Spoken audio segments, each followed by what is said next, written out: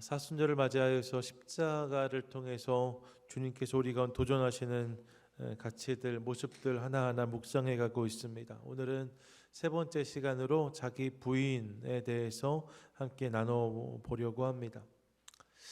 여러분, 원조 꽃미남이라고 할 수 있을 것 같은데 고대 그리스 신화에 나오는 인물 중에 나르키소스라는 자가 있습니다. 이 나르키소스는 아름다운 미소년이었는데 태어날 때 절대 자신의 아름다움을 깨닫지 못하게 하라, 이런 이야기를 들어요. 부모가 각별히 좀 조심을 했는데 그러다 어느 날 물에 비친 자신의 모습을 이 나르키소스가 보게 되지요.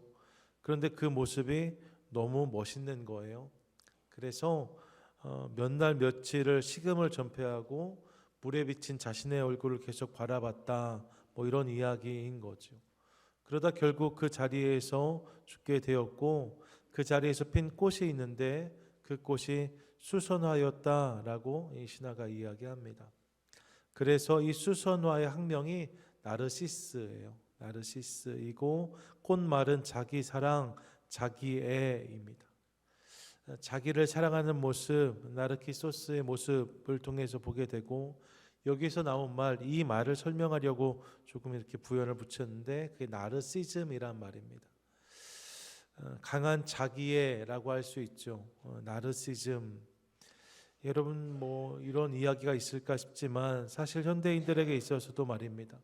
이러한 자기애의 모습들을 다양한 형태로 발견할 때가 있습니다. 기본적으로 자기 합리화가 있죠. 모든 것을 자기 중심으로 해석하려는 모습입니다. 자기의 허물과 실수를 인정하려고 하지 않습니다. 그럴 리가 없다 합니다. 남이 하면 잘못이지만 내가 하면 다 그럴 만한 사정이 있다라고 말합니다. 그래서 다른 사람을 비방하는 것은 얼마든지지만 나의 허물을 인정하는 것은 어려워하는 것, 자기 합리화의 모습이라고 할 수 있습니다. 그런가 하면 자기 확신으로 살아가는 사람들도 있습니다. 자기 확신. 여러분, 물론 적당한 자신감은 중요합니다. 성경에서도 우리가 하나님의 자녀된 자존감을 가지고 사는 삶에 대해서 도전하는 부분이 분명히 있죠. 그런데 여러분, 하나님 안에서의 자존감이 아니라 하나님 밖에서 과도한 자신감으로 살아가는 사람들이 있다는 거예요. 자기 확신이죠. 나는 할 수 있다라고 말합니다. 절대로 실패하지 않는다 합니다. 나는 절대 틀리지 않는다라고 말해요. 그래서 나의 옳음을 주장하기 위해 다른 사람들은 무조건 틀렸다, 잘못됐다 말하기를 서슴지 않습니다. 내가 무조건 맞다라고 생각하니까요, 다른 사람들의 생각은 들으려고 하지도 않아요. 이러한 모습들 다 자기애의 발로라고 할 수 있습니다. 내가 중심이 되어서 나를 주장하다 보니까 이런 삶의 모습들이 등장하는 거죠. 그런 맥락에서 요즘이야말로 진정한 자기 PR의 시대가 아닌가, 최근에 이런 사설을 읽은 기억이 있습니다. 자기 PR의 시대라는 말을 사실 쓴 지가 10년이 지났는데, 그런데 요즘이야말로 진정한 자기 PR을 경험한다는 거예요. 과거에는 어떤 특별한 자리에서 자기를 드러내야 될 때 빼지 않고 자기를 소개하는 것이 자기 PR이었다면, 이제는 자기의 모든 일상을 다 드러내는 일, 그 일을 망설이지 않고 행하는 세대를 우리가 만난다는 거죠.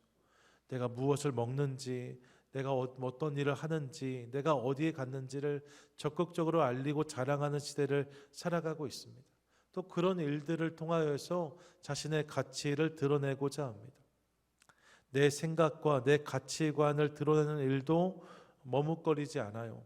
그러다 보니까 상대방을 비방하면서 무조건 내가 생각하고 있는 이것이 맞다라고 주장하고, 그것을 통하여서 세상이 점점 양극화되는 모습도 우리가 경험하곤 합니다.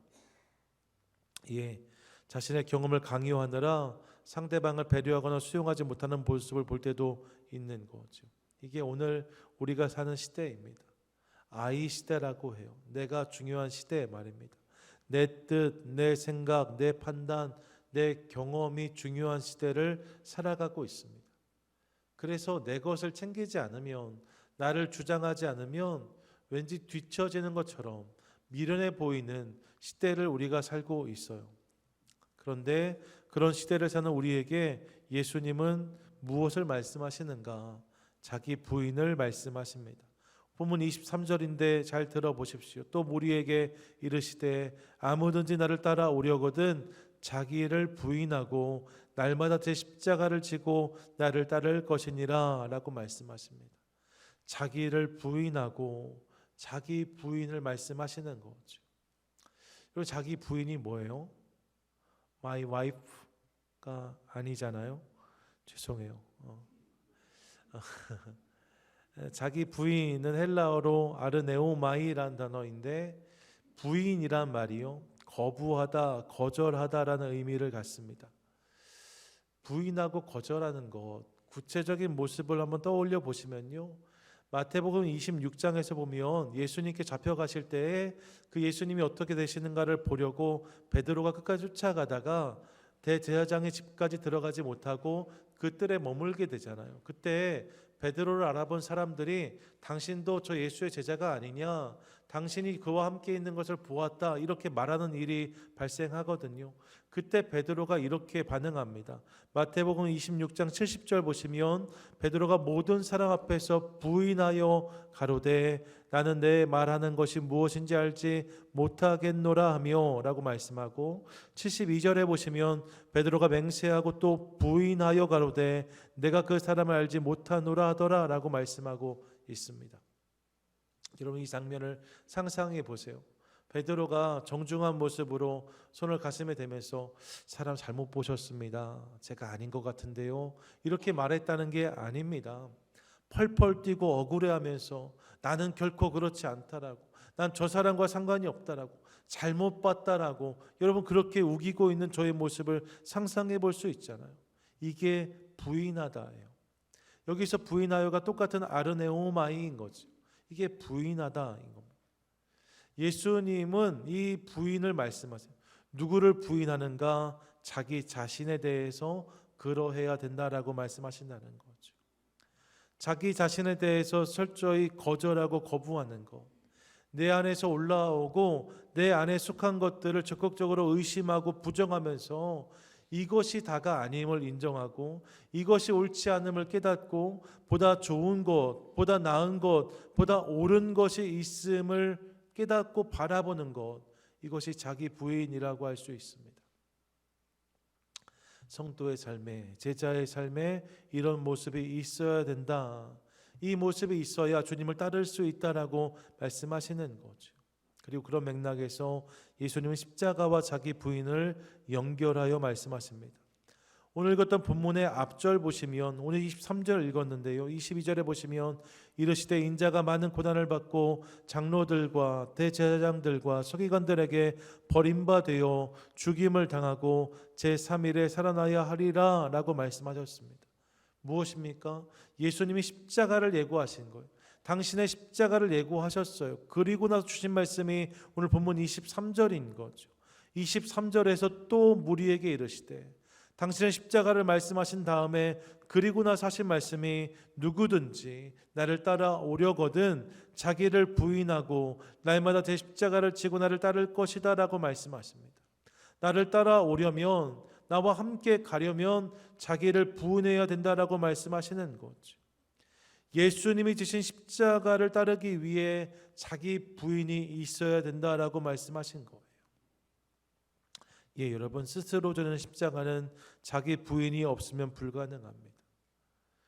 자기 부인 없이 질 수 있는 십자가는 없습니다. 스스로 지는 십자가는 철저히 자기를 부인할 때 가능한 사건인 것을 깨닫게 되어져요.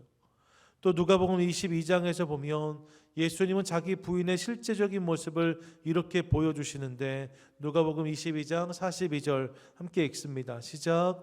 이르시되 아버지여, 만일 아버지의 뜻이거든 이 잔을 내게서 옮기시옵소서. 그러나 내 원대로 마시옵고 아버지의 원대로 되기를 원하나이다 하시니 아멘. 뭐라고 기도하십니까? 내 원대로 마시옵고 아버지 원대로 되기를 원하나이다 고백하고 있습니다. 내 소원대로 되는 것이 아니라 아버지의 소원이 이루어지는 것을 내가 원합니다. 이렇게 고백하고 감당하신 것이 십자가죠. 그러니까 예수님이 이 십자가를 이러한 자기 부인을 통해서 감당하셨음을 우리에게 보여주신 거예요. 내 뜻대로 되기를 원합니다 라고만 주장하셨다면 그렇지 않을 수 있는데, 예수님께도 이 십자가는 피하고 싶은 것이었고 힘들고 어려운 것이었고 주님도 그걸 아셨습니다. 하지만 아버지의 뜻대로 되기를 원합니다 기도하는 것으로 이 십자가를 오롯이 감당하신 거잖아요. 자기 부인과 십자가와 자기 부인이 이렇게 이어지는 것을 봅니다. 이에 여러분, 한 번 더 말씀드려요. 자기 부인이 없는 십자가는 없습니다. 자기를 부인할 때 비로소 십자가를 질 수 있고 예수님을 오롯이 따를 수 있는 거죠. 그러므로 사순절 우리 안에 바로 이 결단이 있게 되기를 소망합니다. 베드로가 나는 아니다 펄펄 뛰었던 것처럼 스스로에 대해서 그렇게 하는 거예요. 나는 틀립니다. 나는 아닙니다. 나는 부족합니다. 그렇게 나에 대해서 철저히 부인하고 부정하고 거절하는 것을 통하여서, 그리고 그렇게 그분을 인정하는 것을 통하여서 그분이 원하시는 삶이, 그분이 허락하시는 이야기가 우리 삶 가운데 담기게 되기를 간절히 소망합니다. 아멘. 자기 부인이죠. 그렇다면 구체적으로 자기 부인의 모습은 어떤 것일까? 자기 부인을 많이 들었어요. 우리가 이미 아는 이야기입니다. 근데 이 자기 부인은 구체적으로 어떤 모습과 어떤 결정을 통해서 드러나는 것인가? 세 가지를 생각하고 싶습니다. 먼저 여러분, 자기 부인은요, 내 뜻이 아니라 하나님의 뜻을 구하는 거예요. 함께 고백하겠습니다. 시작. 내 뜻이 아니라 하나님의 뜻을 구해야 합니다. 이게 자기 부인인 거죠. 앞서 말씀드렸지만 예수님이 보여주신 자기 부인의 고백은 이것이었습니다. 내 원대로 마시옵고 아버지의 원대로 되기를 원하나이다. 내 원이 아니라 아버지 하나님의 원을 구하는 것, 그것이 자기 부인이라는 거죠. 여기서 이 원이란 말이 소원, 뜻, 생각, 주장, 판단, 기준을 다 포함하는 것 아니겠습니까? 내 생각과 내 주장과 내 판단과 내 기준을 내려놓는 것이 자기 부인이라는 거예요. 반대로 말하면 내 주장을 고집하면, 내 판단을 고집하면, 내 기준을 내세우면 하나님을 온전히 따를 수 없다고 주님 말씀하시는 거죠. 그런 모습이 마태복음 16장에 등장합니다. 예수님께서 제자들 앞에서 십자가를 예고하셨어요. 내가 고난당하고 죽어야 할 것이다 말씀하셨습니다. 그때 베드로가 이 말씀을 듣고 예수님을 막아서요. 그리고 마태복음 16장 22절에 보면 이렇게 말하는데, 22절 함께 읽습니다. 시작. 베드로가 예수를 붙들고 항변하여 이르되 주여 그리 마옵소서, 이 일이 결코 주께 미치지 아니하리이다. 아멘. 베드로가 십자가를 말씀하신 예수님, 그분을 붙들고 항변했다라고 말합니다. 그러면 주여 그리 마옵소서, 이 일이 주께 미치지 아니할 것입니다 라고 말하고 있어요. 마치 예수님을 위하는 것처럼 보이지요. 하지만 여러분, 그렇지 않습니다. 오늘 본문에서 항변하여라고 기록하고 있는데요, 개역 한글에서는 이 부분이 베드로가 예수를 붙들고 가나여라고 되어져 있었어요. 무언가를 간청한 것처럼 보여지죠. 근데 이 가나여라는 말이 본문의 의미를 잘 드러내지 못해서 개역 개정으로 넘어오면서 항변하다라는 표현을 쓴 건데, 사실 여러분, 이 항변하다도 약합니다. 원어의 의미는 훨씬 강력한 거예요. 본문에서 베드로가 예수님을 붙들고 말했다는 본문은 헬라어로 보면 에피티마오라는 단어를 사용하는데, 이 단어의 본래 의미는 비난하다 혹은 꾸짖다입니다. 십자가를 말씀하신 예수님, 그분을 비난했다는, 그분을 꾸짖었다는 거예요. 누가요? 베드로가요. 왜요? 자신의 생각과 달랐기 때문에. 여러분, 베드로가 예수님을 비난했다는 것이 믿어지지 않지만 자신의 기대, 자신의 생각, 자신의 뜻과 다른 것을 말씀하시는 예수님, 그분을 용납하지 못하고 힐난했던 베드로의 모습을 확인하게 되는 거죠. 예, 자기의 생각에 사로잡히면 예수님도 꾸짖는 우를 범한다는 사실을 깨닫습니다. 그럼 베드로에게 예수님 뭐라고 말씀하세요? 23절에 이렇게 말씀하시는데 함께 읽겠습니다. 시작.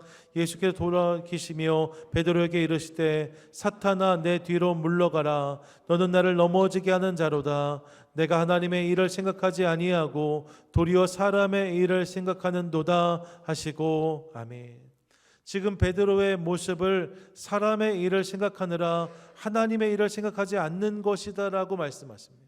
예, 사람의 일을 생각하면, 사람의 일만을 붙잡으면 하나님의 일을 생각할 수 없다라고 말씀하시는 거예요. 그러면서 이어지는 24절에서 나오는 말씀이 오늘 본문과 평행 본문입니다. 24절이요. 이에 예수께서 제자들에게 이르시되 누구든지 나를 따라오려거든 자기를 부인하고 자기 십자가를 지고 나를 따를 것이니라 라고 말씀하세요. 베드로에게 내가 사람의 일을 생각하느라 하나님의 일을 생각하지 않는다라고 말씀하신 주님이 이어서 자기 부인을 말씀하셨다는 거죠.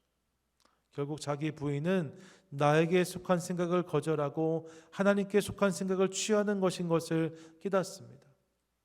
주님께 노라고 말하고 내 생각을 예스라고 대답하는 것이 아니라 내 안에 올라오는 생각과 판단과 기호들을 부정하면서 내 생각에 맞는 거, 내 판단에 옳은 거, 내 기호에 합한 것이 물론 있지만 그것들을 부인하면서 그럼에도 주님이 옳습니다. 그럼에도 주님이 맞습니다. 그럼에도 주님이 보여주신 것을 붙잡겠습니다. 고백하는 것이 자기 부인이라는 거예요. 사랑하는 여러분, 우리 안에 이 모습이 있게 되기를 소망합니다. 내 생각과 내 판단과 내 주장을 붙잡으면 하나님의 뜻을 담을 룸이 없습니다. 여러분, 내 생각을 주장하면서 이루어지는 주님의 뜻은 없습니다. 나를 부정할 때, 하나님을 인정할 때, 그때 그 삶 가운데 주님의 역사는 이루어지는 거죠. 이 사실을 기억하며 내 생각을 끊임없이 부정하고 하나님이 주시는 생각을 붙잡는 것을 통하여서 자기 부인을 실천하는 저와 여러분, 우리 모두가 되시기를 축복합니다. 아멘. 둘째로 자기 부인은 또 어떤 것인가? 자기 부인은요, 내 때가 아니라 그분의 때를 인정하는 거예요. 함께 고백하겠습니다. 시작. 내 때가 아니라 하나님의 때를 인정해야 합니다. 마가복음 13장 32절에 보시면 그러나 그 날과 그 때는 아무도 모르나니 하늘에 있는 천사들도 아들도 모르고 아버지만 아신다라고 말합니다. 사도행전 1장 7절에 보시면 이르시되 때와 시기는 아버지께서 자기의 고난에 두셨으니 너희가 알 바가 아니다라고 말씀하십니다. 이 본문들을 통해서 우리가 깨닫게 되는 게 있죠. 그게 무엇입니까? 하나님의 때가 있다는 거예요. 우리가 비록 알지 못할지라도, 우리가 비록 인지하지 못할지라도 하나님의 때가 있음을 주님 분명히 말씀하시는 거죠. 그 때가 잘 드러나지 않는다 손쳐도 하나님의 때는 분명히 있다라고 주님 말씀하세요. 하나님의 때가 있습니다. 근데 문제가 있어요. 무엇이 문제인가? 그 하나님의 때가 대부분 우리가 생각하는 때와 다르다는 데 문제가 있습니다. 여기에 어려움이 있지요. 그래서 답답해하고 어려워하고 근심하고 두려워하는 모습들을 봅니다. 내 때는, 내 생각에 맞는 때는 그게 아닌 것 같은데 하나님의 때가 그 때가 아닌 것 같아서 의심하고 원망하는 우리의 모습을 볼 때도 있습니다.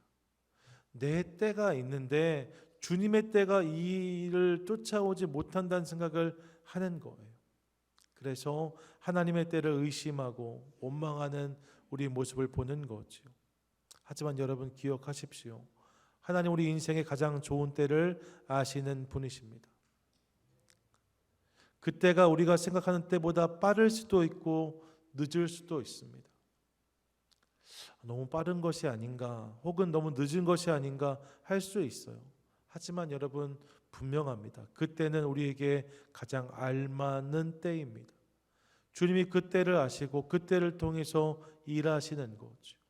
그러므로 이 하나님의 때를 인정하며 그 때를 누리는 저와 여러분 되시기를 축복합니다. 아멘. 여러분 아브라함을 기억해 보세요. 하나님이 아브라함을 부르실 때 큰 민족을 약속하셨습니다. 아브라함도 그 약속을 붙들었습니다. 그런데 아브라함이 기대했던 때와 하나님이 생각하신 때는 너무나 달랐어요. 큰 민족을 기대했던 아브라함에게 있어서는 하루 한 시가 급했습니다. 빨리빨리 자신의 때가 와야지 이 약속이 이루어지지 않을까 생각했어요. 그래서 그 일들이 이루어지지 않으니까 하나님께 탄원합니다. 어느 순간에는 주님 큰 민족을 말씀하셨는데 이제 어림없는 일이 되어버렸습니다. 내 종을 내 상속자로 삼겠습니다. 그것으로 충분합니다. 투정을 부리기도 합니다. 또 때로는 아내 사라의 이야기를 듣고 여종 하갈을 맞이하여서 이스마엘을 낳기도 하였습니다.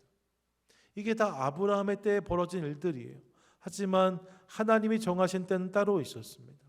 하나님이 정하신 때는 아브라함이 100세가 될 때였어요. 그때 하나님은 이 가정에 이삭을 허락하십니다. 하나님의 때에 아브라함이 경험한 아들이 이삭이었다는 것. 이 부분을 로마서 9장은 이렇게 말씀하는데 9장 7절과 8절 같이 한번 읽습니다. 시작.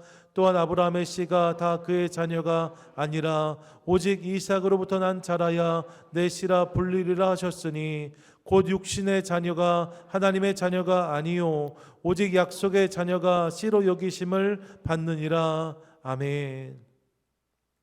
아브라함의 씨가 다 그의 자녀가 아니라 아브라함이 선택한 때가 다 하나님의 때가 아니라는 거예요.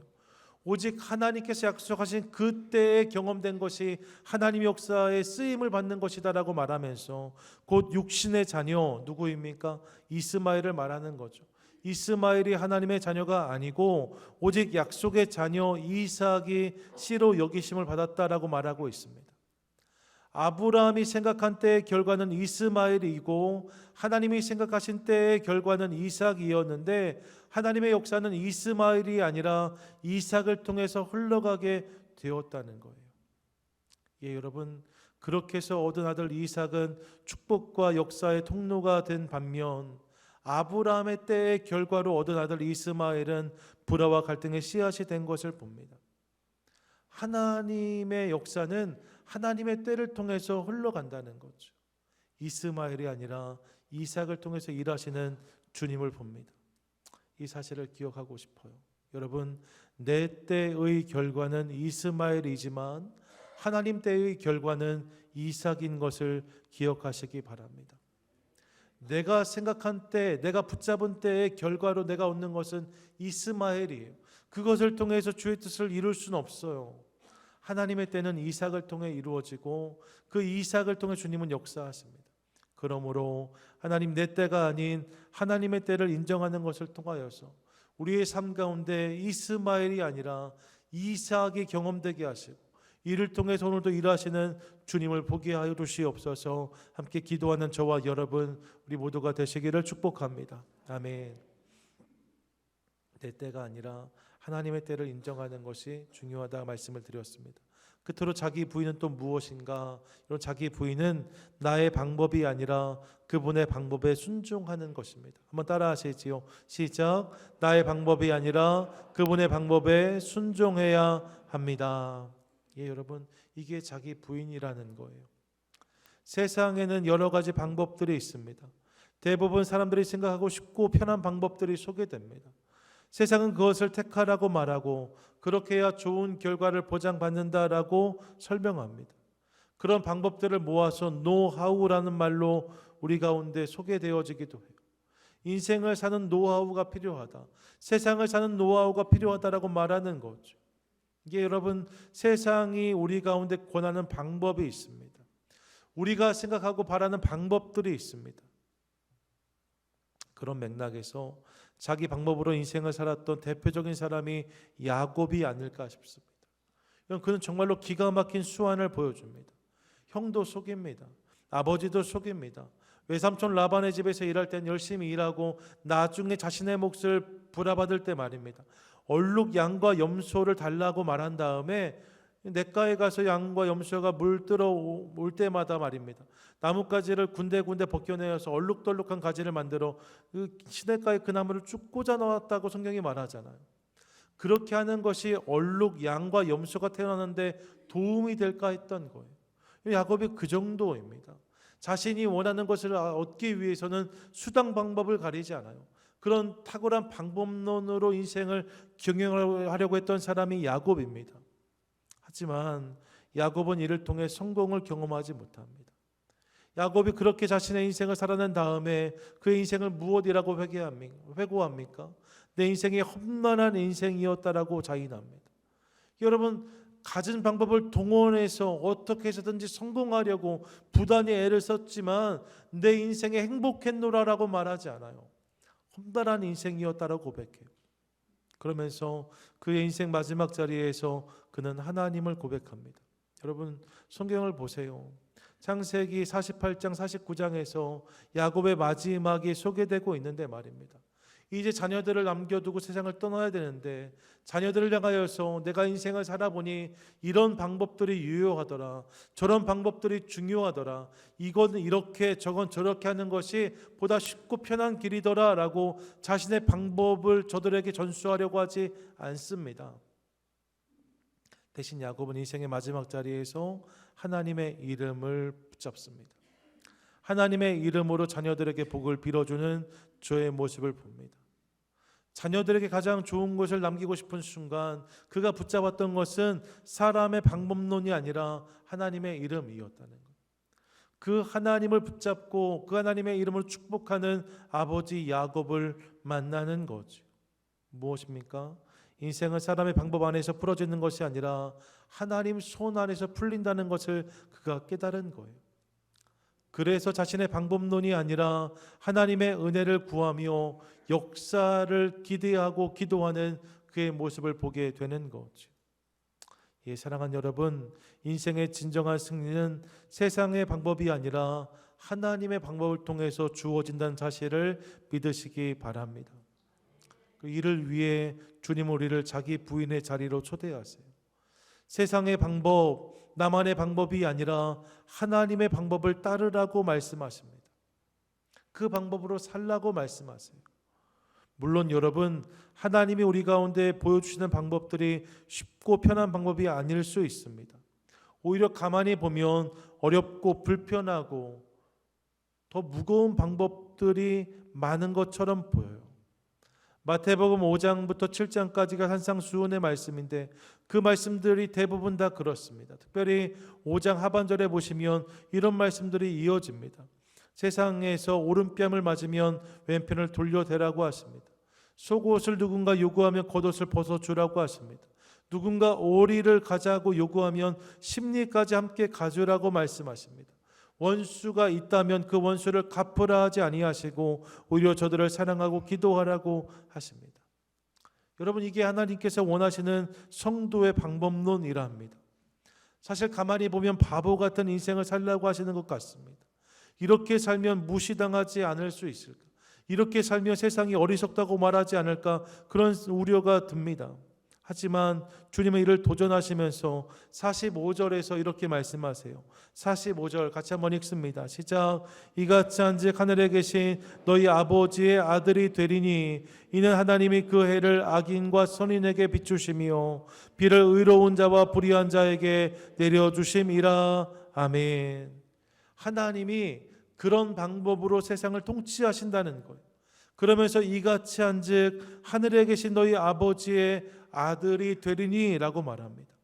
하나님의 방법으로 살아가는 자, 그런 사람들이 하나님의 아들이 되고 하나님의 딸이 되고 하나님의 자녀가 된다라고 말씀하시는 거죠. 하나님의 백성은 하나님 방법으로 살아가는 사람들이다라고 말씀하시는 거예요. 이것이 자기 부인인 거죠. 그러므로 사랑하는 여러분, 우리 삶 가운데 여러 가지 방법들이 있을 수 있는데 바라기는 나에게 쉽고 편한 방법이 아니라 그것들을 내려놓고 주님께서 원하시고 요구하시는 그 방법을 붙잡고 살아가는 것을 통하여서 주님 뜻이 이루어지는 놀라운 감격을 누리는 저와 여러분 우리 모두가 되시기를 축복합니다. 아멘. 말씀을 정리하시지요. 오늘 자기 부인에 대해서 말씀드렸습니다. 자기 부인은 그런 게 아니랍니다. 여러분, 자기 부인은요, 고상하게 제가 잘 못합니다. 전 좀 부족합니다. 제가 아니죠. 이렇게 말하는 게 아니에요. 그것을 넘어서서 적극적으로 나를 거슬러 하나님을 선택하는 모습이 자기 부인입니다. 내 뜻이 아니라 하나님의 뜻을 구하는 거예요. 내 때가 아니라 하나님의 때를 인정하는 거예요. 내 방법이 아니라 하나님 방법에 순종하는 거예요. 이것이 자기 부인인 거죠. 이 자기 부인이 있을 때에 우리 삶 가운데 하나님의 이야기가 시작되어진다라고 주님 말씀하고 계십니다. 사순절 바로 이 이야기 앞으로 여러분을 초대합니다. 날마다 우리 안에 올라오는 여러 가지 생각과 여러 가지 마음과 여러 가지 기호들, 여러분 그것들을 자꾸 의심하시고 부인하시고 하나님 그분의 것이 무엇인지를 묻고 구하는 것을 통하여서 하나님께서 우리 가운데 원하시는 그 삶을 살아내는 저와 여러분 우리 모두가 되시기를 주님의 이름으로 간절히 축원드립니다. 아멘.